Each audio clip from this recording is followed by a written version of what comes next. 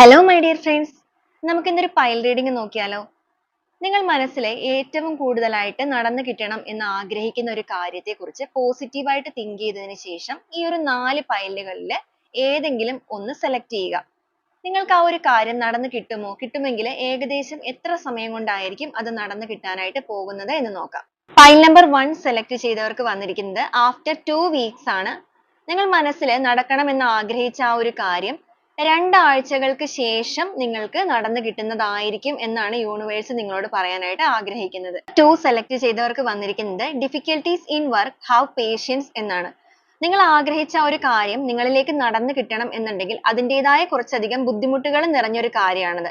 കുറച്ച് പ്രതിബദ്ധത നിറഞ്ഞ വർക്ക് ആയതുകൊണ്ട് തന്നെ വളരെയധികം പേഷ്യൻസ്, ക്ഷമ നിങ്ങൾക്ക് ആവശ്യമാണ്. ക്ഷമയോട് കൂടി നിങ്ങൾ കുറച്ചുകൂടെ കാത്തിരിക്കൂ, തീർച്ചയായിട്ടും നിങ്ങളിലേക്ക് അത് നടന്നു തന്നെ ലഭിക്കും എന്നാണ് യൂണിവേഴ്സ് നിങ്ങളോട് പറയാൻ ആഗ്രഹിക്കുന്നത്. 3 സെലക്ട് ചെയ്തവർക്ക് വന്നിരിക്കുന്നത് ഇൻ 17 ഡേയ്സ് ആണ്. 17 ഡേയ്സിനുള്ളിൽ നിങ്ങൾ ആഗ്രഹിച്ച കാര്യം നിങ്ങൾക്ക് നടക്കാനുള്ള എല്ലാവിധ സാധ്യതകളും ഉണ്ട്. നിങ്ങൾ അതിന്റെ തൊട്ടടുത്ത് എത്തിക്കഴിഞ്ഞു എന്നാണ് നിങ്ങൾക്കായിട്ട് കിട്ടിയിരിക്കുന്ന ഗൈഡൻസ്.